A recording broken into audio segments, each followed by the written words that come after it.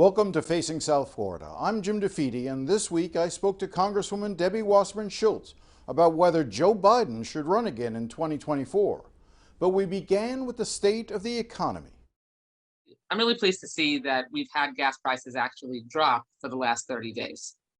Anytime you can have people, especially during the summer months, pay less at the pump, that's a good thing for people's bottom line. And I think it's demonstrative of the all hands on deck effort that the president has been making and Congress has been focused on. We passed the Lower Food and Fuel Costs Act, and we're working to try to make sure that we can do everything we can to improve the economy and help make sure that we can affect people's household bottom line.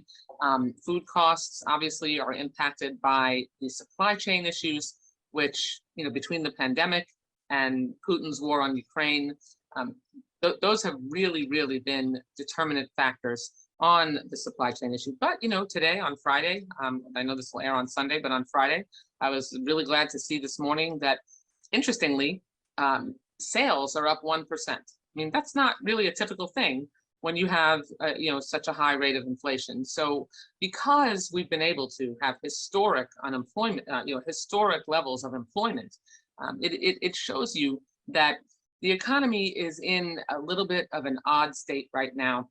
We need to continue to make sure that we take the issues that people are facing seriously. We are doing that. And, we're doing that, by the way, without a single effort or vote from Republicans. I've always subscribed to the adage that says if you, put 6 economists in a room and you can get 9 different opinions as a result. I'm always, whether it's a Republican president or a Democratic president, I'm not sure how much a president impacts the state of the economy or those variables such as inflation. Tell me, to what extent do you think that the Biden administration should be doing something other than what it's doing right now?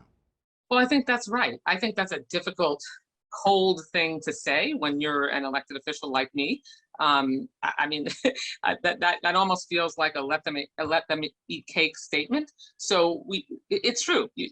Presidents, no matter what party they are, don't really have a lot of ability directly to impact inflation or gas prices. However, there are things that you can do at a granular level that can make a difference, and those things like releasing oil from the strategic reserve is something that President Biden has been doing. Making sure that we can focus on price gouging, because look, we've had a 30-day drop in oil prices. Now we've seen, gas prices. Now we've seen a little bit more of an impact from the drop in the cost of a barrel of oil. But overall, the oil companies are making bank, billions and billions of dollars, and they aren't proportionately reducing prices at the pump based on the price of a barrel of oil. And so that's on them, and that's why we pushed the Lower Food and Fuel Cost Act, so that we can put pressure on the oil companies to lower their prices. President Biden had promised to make Saudi Arabia a pariah, and he has now traveled to Saudi Arabia somewhat hat in hand to try to encourage them to increase oil production because of the domestic issues we have here at home.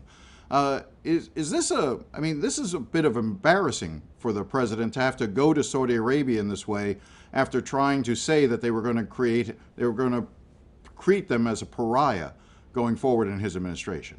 Well, I disagree with your characterization. President Biden certainly isn't in Saudi Arabia to hat in hand or to beg them to do anything. The Middle East is one of the most strategic and critical regions of the world, and the Abraham Accords were an important and significant achievement.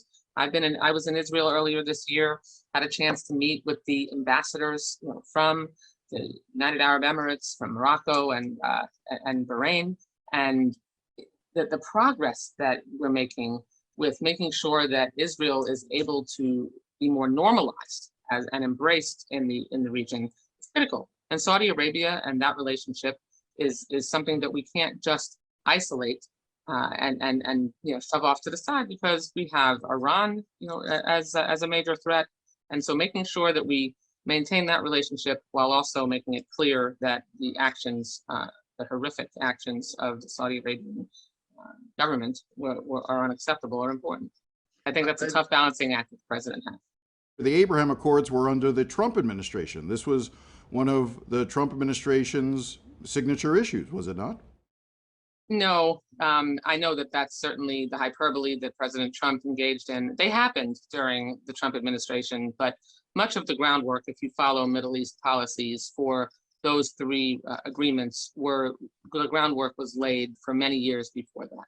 The culmination, which I was pleased to see, occurred during the Trump administration. I wouldn't say the Trump administration had a whole lot to do with the work done to finalize.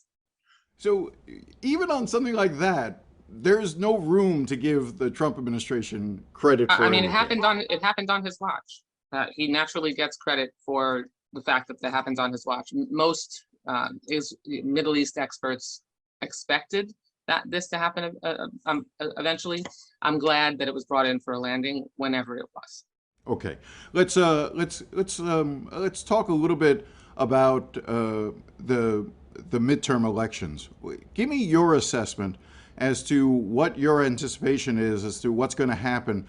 Do Democrats lose control of the House? Do they lose control of the Senate? Right now, we have Republicans who, if they are able to gain the majority of the United States Congress, are going to end women's reproductive freedom nationwide.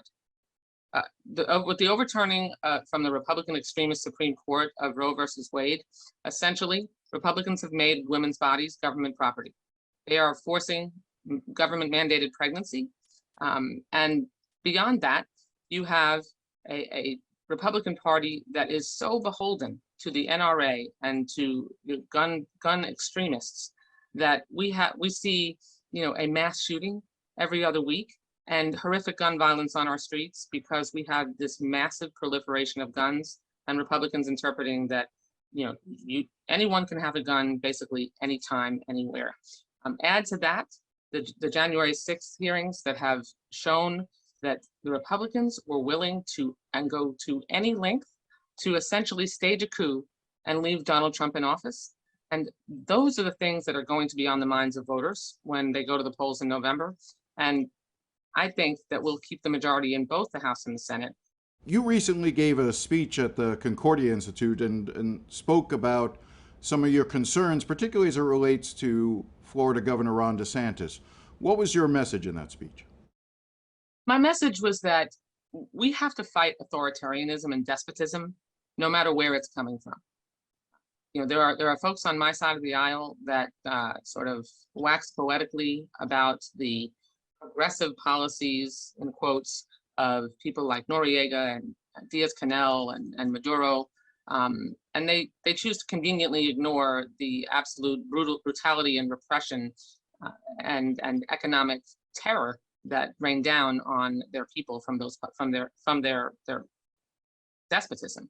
At the same time, you have Vladimir Putin migrating his reach into our region, and Ron DeSantis, who is banning books, bullying gay people and teachers, and creating a despotic authoritarian state. And Republicans refuse to call that out as well. By the way, I just want to be clear. Are you equating Ron DeSantis with Maduro or Putin or Canel in Cuba? I mean, are you equating the two? Are you saying that they're all equivalent? Ron DeSantis and Donald Trump have both engaged in authoritarian tactics, certainly. Donald Trump, we've seen in the January 6th hearings, used every tool at his disposal and the government authority behind him to try to remain in power even though he lost an election. Ron DeSantis has pushed through laws and adopted policies that are banning speech, allowing LGBTQ plus students and teachers to be bullied in our schools. He's banning protest. He passed the Stop Woke Act, his term, not mine, that actually prohibits and allows lawsuits even in private companies when you have training programs that help people understand one another better and work together better. Yes, he engages in despotic authoritarian policies that are undemocratic. My speech was about getting past this, ideological left-right dichotomy and be willing at the end of the day to full stop, support a peaceful transfer of power no matter what, which Republicans aren't and Democrats always are, and make sure that we can call out our own, no matter what side of the political spectrum that they're on, when authoritarian policies start to ramp up. And we're so far beyond ramping up here with Ron DeSantis. He has essentially engaged in brutal anti-democratic policies that are going to bring grave harm to individuals in this state and already are. Should the Justice Department criminally charge Donald Trump for the events of January 6th? I think the Justice Department should continue to do all the investigating they are doing, and if the facts and evidence lead there, then they should certainly carry that out. I want to ask, I realize you're focused on 2022, but I do want to ask about a New York Times poll that came out this week that showed that 64% of Democratic primary voters would prefer to have someone other than Joe Biden be the nominee in 2024. That number goes to 94% among voters 30 years or under. Democratic voters 30 years or under would prefer someone other than Joe Biden, citing mainly the fact that as of right now, he is already the oldest president in U.S. history.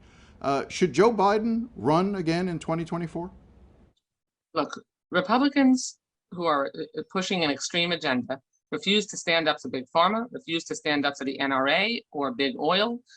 They fully embrace the idea that it's okay to overturn the results of a legitimately held presidential election, and we're willing to do everything they could to leave Donald Trump in power and essentially stage a coup. At the same time, they're trying to take over women's bodies and make them government property. They're refusing to join us to fight inflation and lower gas prices. Those are the issues that we're going to run on in 2022 and on into 2024, when Joe Biden will be able to take credit for doing everything he could to help make sure that the kitchen table issues that matter to most Americans, that they want us to focus on, are at the top of the agenda. Should Joe Biden run again in 24? I absolutely think that Joe Biden, if he chooses to, should run again in 2024.